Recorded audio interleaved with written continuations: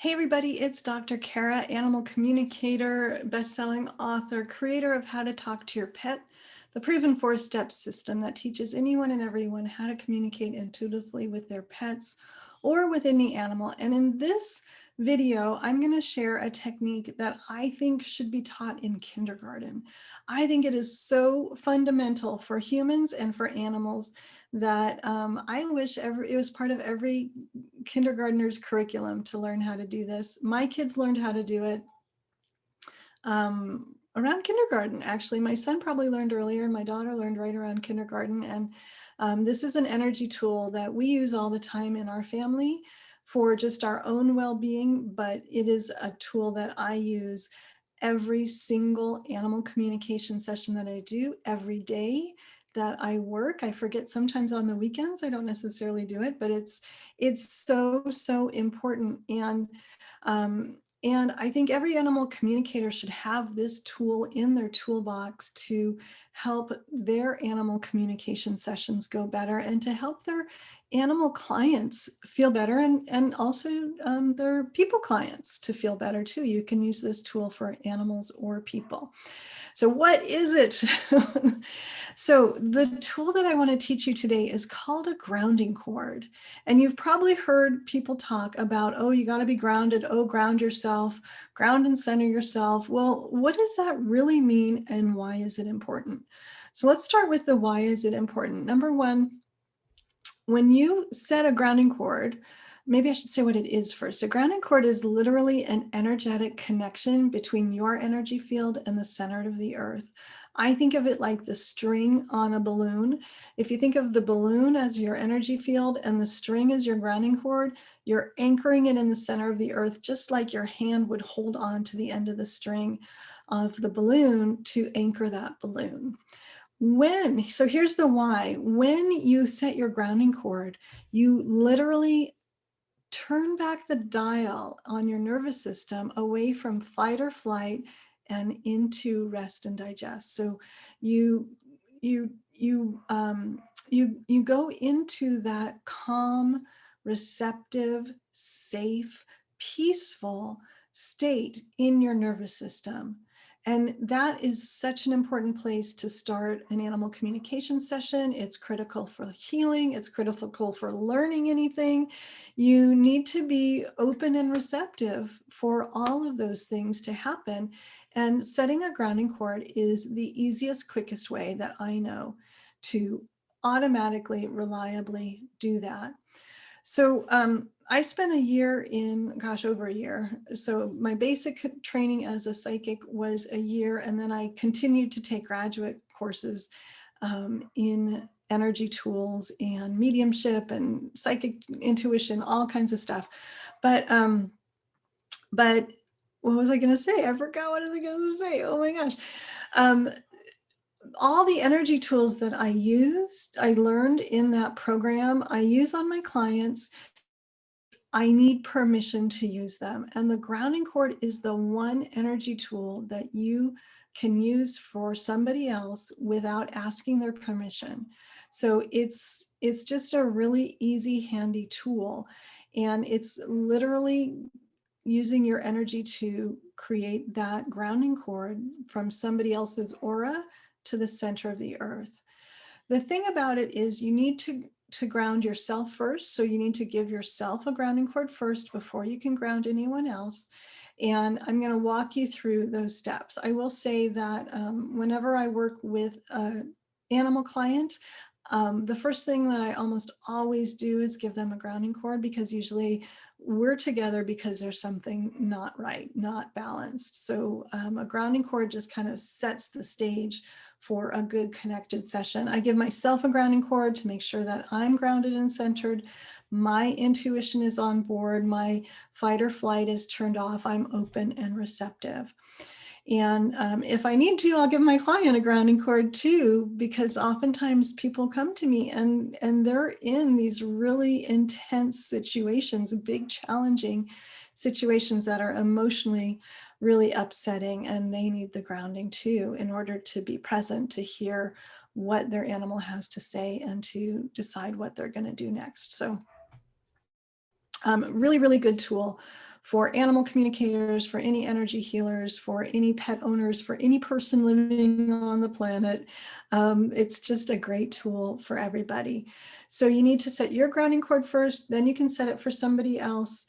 And you can give a grounding cord to somebody else without their permission. I usually tell people, except for like if I'm flying on a plane and there's a baby crying, I'll usually give the baby a grounding cord. That usually settles them down and they stop crying, and it's almost like magic. It really is. So let me walk you through it. I want to walk you through the steps to give yourself a grounding cord, and then we're going to walk through the steps to give your favorite animal or animals a grounding cord. So to begin, I find it easiest to sit with your feet flat on the ground, knees at a 90-degree angle, your hands resting on your thighs with the palms up. And this sitting position is just optimal for the flow of energy through our bodies. Also, because our spine is straight up and down, it's just a little bit easier to visualize that, that grounding cord from our energy field. So if you're following along, go ahead, and as long as you're in a safe place to do it, go ahead, sit with your feet on the ground, knees at a 90-degree angle, close your eyes, and then just gently bring your awareness down to your first chakra. And your first chakra is at the base of your torso, at the perineum, which is that little piece of flesh right between your anus and your genitals. And it's okay, I was a biology teacher for years, so I can talk biology. But from that place, just visualize a beam of light energy moving straight down out of your body, through the chair that you're sitting on, through the floor beneath the chair, through the foundation of the building that you're in, into the earth, and then follow that beam of light energy all the way down through all the layers of the planet until it reaches the very center of the planet. And once it does, either find or create a way to anchor it there. And you can be as serious or as silly, as literal, as metaphorical, as figurative, as creative as you want to be with this. But anchor that beam of light energy all the way down in the center of the earth. So now you have set your grounding cord. So if you have an animal in your life that you want to ground, and for my students, I have them, and my clients, I have them ground their animals at least once a day, sometimes twice a day if you're in a crisis or, you know, a particularly challenging situation. And now that you've got your grounding cord set, the way to do that for your animal is, I'm going to give you two options. One is to picture them in a bubble. So I picture a pink bubble around the animal, and then just like that string on a balloon, right at the bottom center of that bubble, just visualize that beam of light energy going straight down through the floor, through the foundation, into the earth, down through all the layers of the planet, making sure that you anchor it separately from yours. Their grounding cord should be their energy and completely separate from yours, and then anchor it, give it a separate anchor point in the center of the earth. And now that animal has a grounding cord. When I use this technique, I like to use my finger, and I'll look at my dog and I'll draw the circle of the bubble around her, and then I'll use my finger. I don't know if you can see this, but I'll go like that, and then I'll use my finger and I'll just point that energy down to the center of the earth. So that's the first technique, your animal a grounding cord. The second way that you can do it is to just look at them and visualize from their belly button or the very center of their torso. And sometimes it can be somewhere around the third chakra. So just below the ribs or just behind the ribs. Do the same thing, just visualize that beam of light energy moving straight down from the lowest point of their torso down to the center of the earth, and then anchor it there. Those two techniques I find to be equally effective. And if you're not a very visual person, don't worry about it. Use your intention. state the intention, say that this is happening, narrate it for yourself, for your animal. Whatever is your favorite sensory modality, if you want to visualize it, visualize it. If you want to just use the words, use the words. If you want to just know that it's done, know that it's done. Your intention is strong enough. This is just such a universally good grounding energy tool, and it's available to everybody. And so if you can't see it, don't worry about it. Just use your words, use the knowingness, use the feel. A lot of people that I teach this technique to, they feel it, and they feel like a click when it hits the center of the earth. So find your way of doing this, but really the intention is to have an energetic connection between the energy field of a being and the center of the planet. That turns off the fight or flight, that settles the nervous system, that allows the body to relax, to either give or receive intuitive information, or to move into healing mode if there's some kind of physical healing. So this to me is the first line of defense in just about everything I do. It's a tool that I use day in, day out. I've been using it for over a decade. I don't even know how many years. My kids have been using it, since they were little teeny, and now they're teenagers. It's just a really fundamental part of everything we do. And I think animal communicators and animal healers, this is just the most basic of basic energy tools. And you can incorporate it into whatever practice you have. If you're an animal communicator, you can give the animal a grounding cord. You could give your human client a grounding cord.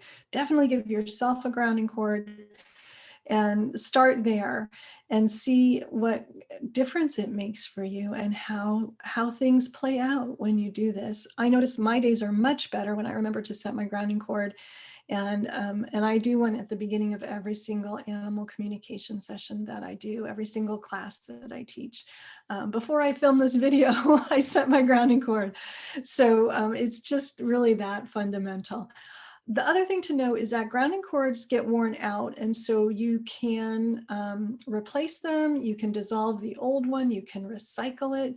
You can just put a new one up in its place. You can strengthen the one that's already there. The more stressful our situation, or the situation that we find ourselves in, the more it's going to wear on that grounding cord and wear it down. So if you're in a really stressful situation, you might find yourself doing it more often. If you're just, really everything is copacetic in your world, you might do it once a week. I don't know. I've given myself grounding cords as often as 7 times in a 5-hour period during a very intense, stressful time. But I also can go for a whole week without even thinking about it. And that probably means that my grounding cord is still good. I notice that if I think of it, that means that I need to do it. So this is, to me, the number one energy tool that every animal communicator, every animal healer should have, every human being should have. The grounding cord, now you have it. Go and use it, and let me know how it goes. What do you notice? Put a note in the comments. I would love to hear from you, and have a beautiful day.